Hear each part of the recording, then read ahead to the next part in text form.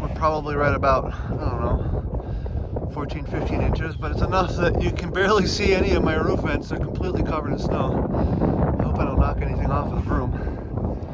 There's a little bit of covering that I have for myself right now. It's windy and cold. I'm gonna get to work. It's cold. I'm scared. Bye.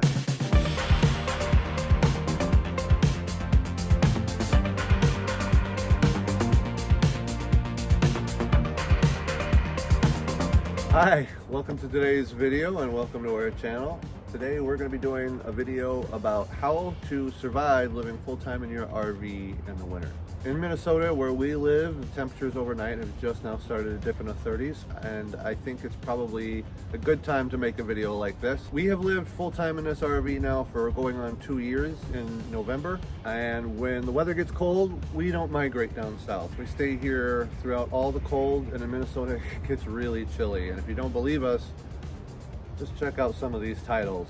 In today's video, what I think I'm going to try and do is break down for you what it takes to live in an RV, or to even camp, or to stay in an RV overnight in 32 degrees and temperatures down to 15 degrees, and then temperatures that get down below zero. Us here in the RV, we've personally survived temperatures as low as negative 30 plus in the RV. I think one night it even got down to negative 40, I believe, and we were able to have running water all winter long. We never froze our tanks. We almost never froze up, but we'll talk more about that in the video. Let's get started.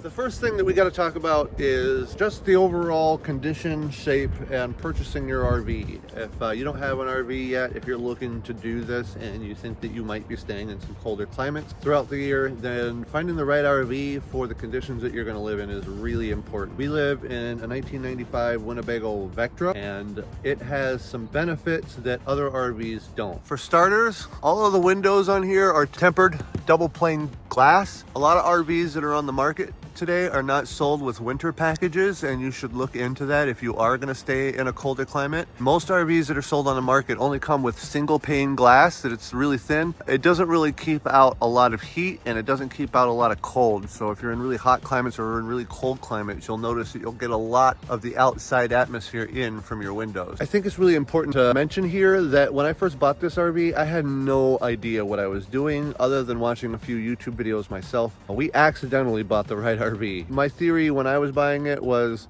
the more money I have to spend on it initially, the better quality of a house that we were going to get. So I spent pretty much almost everything I had on our budget to get the nicest RV possible. And that RV came with basement air conditioning. It came with fully enclosed waste tanks. It also came with a fully enclosed freshwater tank in a basement. And that is huge if you're going to be staying in colder climates. A lot of RVs on the market don't have their waste tanks in an enclosed basement, and that's important. An RV that has a waste tank that is not in the basement is going to have wastewater, gray water, and black water, as well as fresh water, freeze up as soon as it hits 32 degrees. If you're planning on staying in any cold temperatures at all, down to 30 degrees, just know that if you don't have enclosed tanks in a sealed basement like we do, you're probably not going to be able to use your gray water or your black water tanks, and you're also not going to be able to keep much fresh water on board, unless you did skirting, and we'll get into that in a little bit. So, to survive in down to 32 degrees, here's what I'm going to recommend. I'm going to recommend that you find an RV with double pane windows, that has a winter package, and that has enclosed wastewater and freshwater tanks, so that you can keep fresh water on board and you can use your septic and your water system in general. Other things that you're going to want to possibly have is an extended stay kit, so that you can hook up an accessory propane tank so you're not using your propane tank. One of the problems that we had our first winter is that we had to break down in temperatures as cold as like 10 degrees, 0 degrees, and go all the way down to a propane filling station to fill this tank, because I didn't have this installed until last year. Getting this put on was a big benefit for us, and definitely shortened the amount of time that we had to be on the road with this thing in icy, wintry conditions.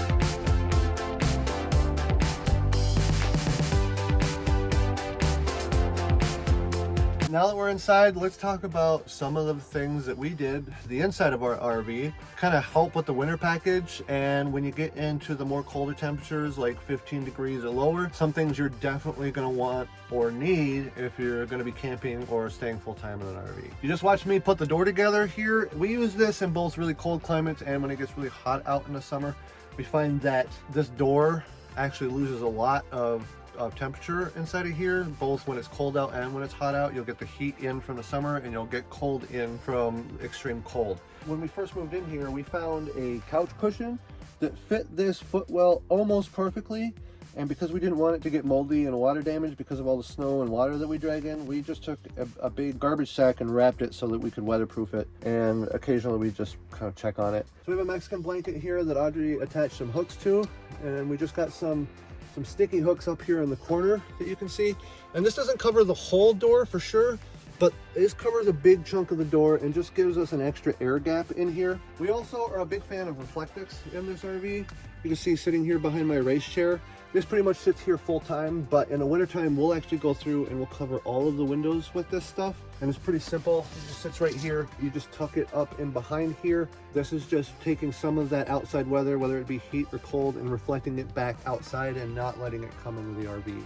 Up front, in the front of the RV, is where so much cold comes in. There is glass wrapped around all three sides of us here. Underneath these curtains, you'll see that we have, this comes with the RV, but then if you go underneath here, we actually have reflectix lining all of the windows up front here. Then we pull this around, and then we put these side curtains up. And then Audrey even hung this thick rug up here. And what we're trying to do is trap all of the cold air between the dash and the windshield to keep as much of it from coming in as possible, because it gets so cold up here. So cold, in fact, that in the footwells on both sides, we'll actually start to see frost come in when it dips below zero. And that's one of the reasons why we have these dehumidifiers, because so much cold is getting in that when it does start to warm up, you're going to see massive humidity and temperature fluctuations up here. And you do not want all of that frost melting and getting absorbed by your carpet and then just sitting there damp until you're ready to use it again. You will get mold issues inside of your RV. When it starts getting really cold, we have another dehumidifier that we'll actually put on each side of the footwell. And we'll run those 24/7, just collecting all the moisture in here to keep as much of the moisture out of the front of here as possible. And we also have a similar rug to this, kind of over the engine housing, because you wouldn't believe how much weather just comes in from that doghouse from underneath the engine. And this thing isn't very thick at all. You guys have seen me do tune-ups and work on this engine. That cover is very thin and doesn't really keep any of the weather out. Keeping the front of this sealed off, blocked off, and insulated is probably one of the most important steps to surviving in a cold climate living in an RV. You think you're ready to take on temperatures as low as 32 degrees. Most RVs like this can actually withstand temperatures down to 20 degrees just fine. As a matter of fact, we don't actually end up having to need any of our auxiliary system with the insulation that we have on here until it gets down to about 24, 22 degrees. The next temperature that we're going to talk about is temperatures down to about 15 degrees Fahrenheit. This is a look inside of one of my side bays. Let's talk about insulation. This is a 2.5 inch piece of foam board. I bought big sheets of this 2 years ago when we first bought the RV because I knew we were going to be staying in here. And I wanted to make sure this was well insulated. If you're living inside of an RV, when it gets down below 20 degrees, just having enclosed basements, just having an enclosed water system isn't gonna be enough. You're gonna need to take more precautions towards keeping the cold out of your water system and out of your bays, because once you get below 20 degrees, you're getting into conditions that no RV is really designed to withstand, at least not stock. There are some RVs that are like that out on the market, but I wasn't able to purchase one of those. What I did is I went to a hardware store, we got these things, and once the temperatures start to drop, I just take all of my basement doors, and there we go. And that's gonna sit in there all winter long, and it's just gonna give me an extra buffer of insulation. And I'm gonna go around to all these doors and make sure that the insulation is in place so that as the temperature starts dipping down into the low 30s and into the 20s, I know that I have an extra layer of protection.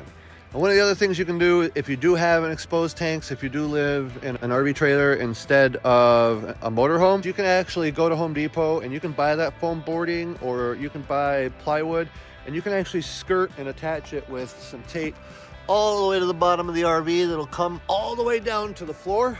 And that basically just creates a dead zone of air that's under there. And what I've also seen people do is after they skirt it, they'll put like a little heat lamp under there that they can turn on remotely, so that on really cold nights, you can actually provide a little bit of extra heat underneath the RV where a lot of that cold air is going to come up through. We've never skirted our RV, and I am here to tell you that on extremely cold nights, when it gets down below -20 below, we really do kind of suffer for it for a little bit, because we spend a lot of energy to keep everything warm in there, because so much cold air gets underneath this RV and then comes up through the floor. Here is the other side of my water bay in the back from that room we were just in. Again, you can see I have another long piece of foam board in here. Here's my water tank. It's a 78-gallon water tank. You can see it's probably got about a quarter of a tank of water in it. We do keep this full of water all winter long. I do use the water system in this thing daily to wash dishes, to take showers, or, you know, brushing our teeth at night. Now you can see that when I got this RV, I came in here and I took every single holy sock I had made for the last decade, and I ripped it up and I insulated all of these pump lines in here. And then after I wrapped them all in socks, and you can see I wrapped everything I could reach, I took this, which are these little insulated pool noodles, and I wrapped everything that I could in that, and I taped it all up. This is going to keep all of the water lines in here from getting too cold when temperatures drop into extreme. So if you're planning on staying at anything lower than about 20 degrees Fahrenheit, I suggest that you go out here and find a way to insulate these lines. You don't have to necessarily use socks. You can use like old rags, old washcloths, but any cotton kind of material is going to provide a little bit extra insulation, especially on these PVC pipes, because this right here, a lot of these lines are touching the floor of this basement, and this basement isn't that thick. As you can tell, there's a lot of cold that comes up through here when it gets really cold. You got to have a plan in place. You also notice that throughout the RV, I will have different thermometers set everywhere. I have a thermometer here that reads to the inside of the RV, so I know what temperature this water tank is gonna get. If it starts getting down to about 36 degrees, I start getting real worried and start trying to figure out ways to warm it up in here. And one of the other ways that I warm it up in here was with a thermometer that controls a heater. Now, when I plug this in, when it gets really cold, I'll put batteries in it. I'll leave this right here. I have it set to trigger at 35 degrees. When it's 35 degrees in here, this heater kicks on. And that's all for a good reason. Here's a look at my inside wastewater bay. Some of you guys have seen this before. Here is where all my electronics are for the RV. Here's my dump valves. Here's my gray water, and then further back there is my black water tank. You'll notice that right there I have another thermometer, so that I can keep track of the temperature and the humidity in all of these bays. I have the heat lamp on in here. It's not really cold enough that I need to keep heat in here, but I use this lamp also for moisture control. In the wintertime, this actually keeps this pretty warm down to about 15 degrees. You'll notice that I'm plugged in a 20 amp extension cord from where I'm moochdocking. And that brings us to the next thing you're gonna need to stay in anything colder than 20 degrees. You are gonna need some form of power. Most of what we do in the wintertime is moochdocking, which means we spend steadily plugged into a 20 amp extension cord. However, we also have a very reliable generator, and you can see the video of me installing this up here. If for whatever reason we lose power, if we don't have a place to park, we have a reliable way to make electricity. You are not going to be able to heat an RV alone with just your furnace once it starts getting down to 15 degrees. You can, but it gets really expensive because it runs pretty much full time and it just chews through propane, like a lot of propane. You're going to need buddy heaters. You're going to need electric heaters. In the wintertime, we have 3 heaters inside, and you need a way to power those electric heaters. And so if you do not have a way to moochdock, you need to have a reliable generator or some other way to make power in extremely cold conditions. And no, I'm not talking about a solar charging station. Those things do not have the power capabilities to support most RV setups in extreme cold. If you're going to be full timing, if you think that you are going to need more power than what you can just plug into someplace, look into generators before you look into solar power stations. You do not want to have to be relying on the winter sun to keep warm when it's extremely cold outside. Now, let's talk about what it takes to live in an RV in the coldest, most extreme conditions. Like I said before, We've lived in this thing for 2 winters now, and temperatures going down to about negative 40 degrees Fahrenheit. At negative 40 degrees Fahrenheit, Celsius and Fahrenheit, they meet, which means it's exactly as cold as it is in Celsius as it is in Fahrenheit. And negative 40 is about as cold as you could ever imagine. You can't stop the cold from getting into an RV. It is extremely life-threatening if something bad were to happen. And so I guess the first thing I want to talk about is if you are planning on living in an RV in a climate that has extreme winter conditions, you need to have a solid backup plan. You need to have a place you can go if something on the RV fails and you can't keep warm anymore. You need to have multiple systems on board in case one fails you. You have a backup. You need to have emergency contacts in place, people that you can call at all hours of the night in case something were to go bad and you needed help. You need to have some kind of mechanical inclination, in my opinion. If you're staying in extreme cold and something goes bad, it's not always feasible to rely on somebody else. You know, if we get a big snowstorm, if we get a big cold snap, it could be a few days before anyone reliable can come out and help you with whatever situation you've gotten into. So having a support structure, having emergency contacts, I think is the most important part of deciding that you want to do this in a colder climate, especially if you're going to be staying in weather that's below 15 degrees, below 0 degrees for sure.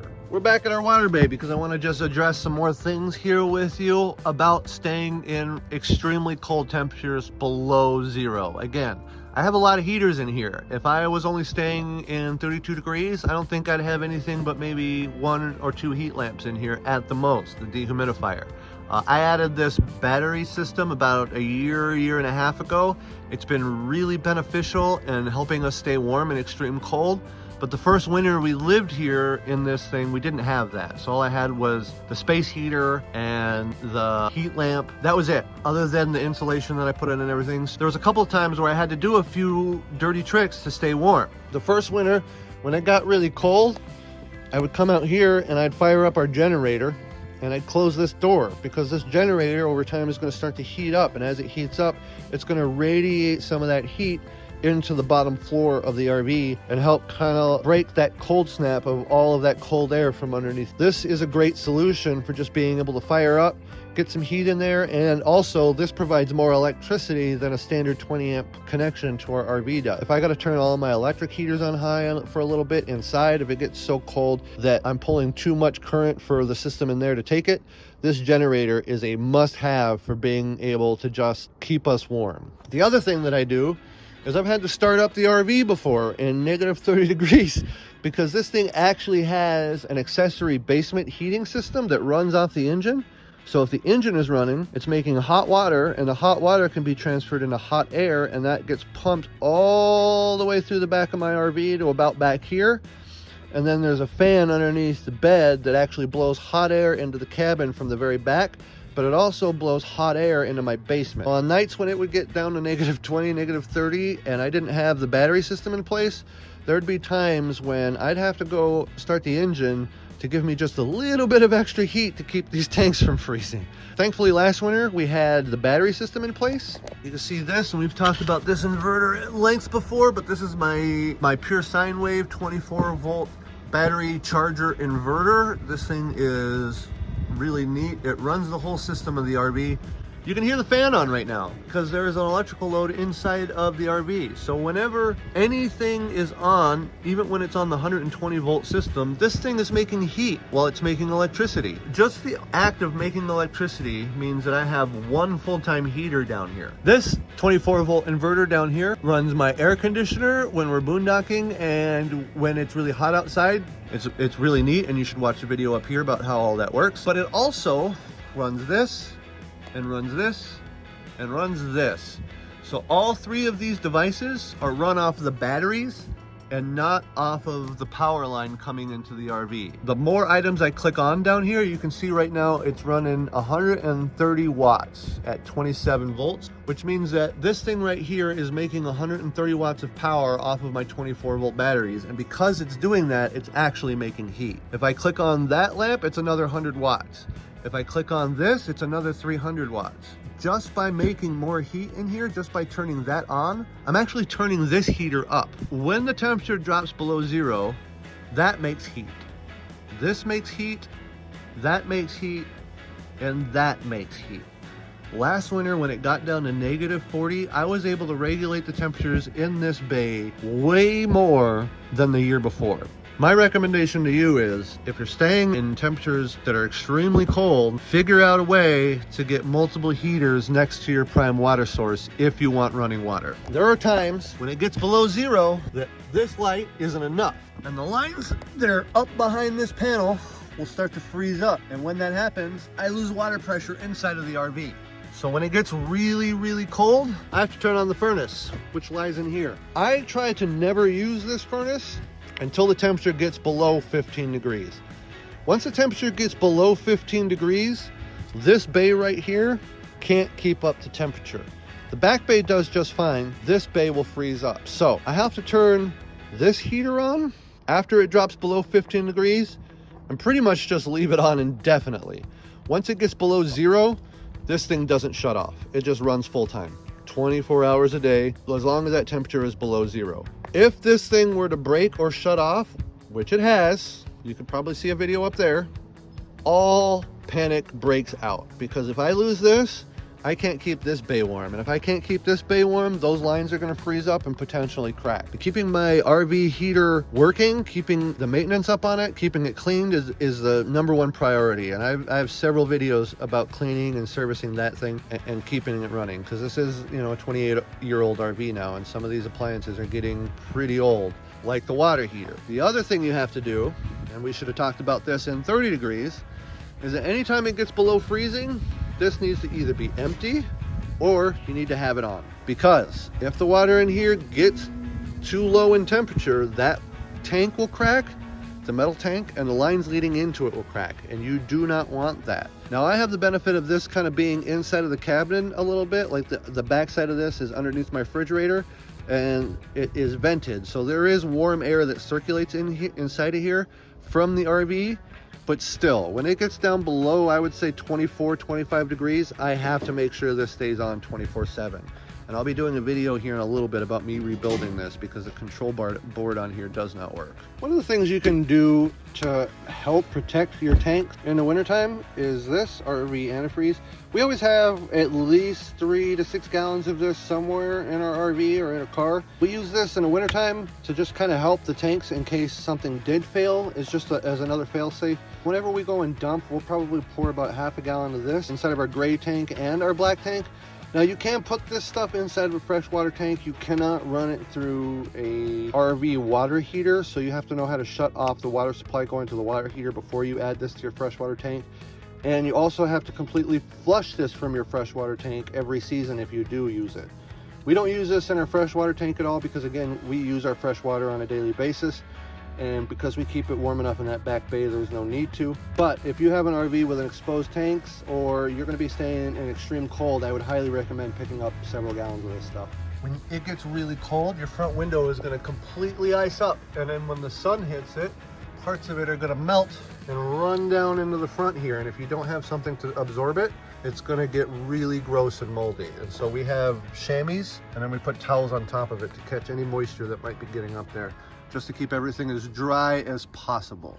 You guys have seen me record this section of the RV probably 1,000 times if you've been a part of this channel for a while, but this is a very important part of the RV. This controls the air conditioner and the heater for one, and then here are all the thermostat readouts that I have from around the RV reporting to me. You can see that's our inside temperature right there with our humidity. That right there is our outside temperature with our humidity. Here is the side water bay, and then that's the back water bay. And so you can see the temperatures in there as well as the relative humidity. And that right there is a thermostat that's inside of the generator room. The generator's getting too hot or too cold. I can also keep track of the temperature there. These are all extremely important to me as the temperature drops. If one of these two things are reading below 30 degrees, I know that I have really big problems in there and I need to do something. And honestly, I try and keep these bays in the 40s all winter long. Here is another control center that we have by the bed. This is something I built when I put the battery system in. This is the control for both of our inverters. This is the main one that supplies power for the whole RV.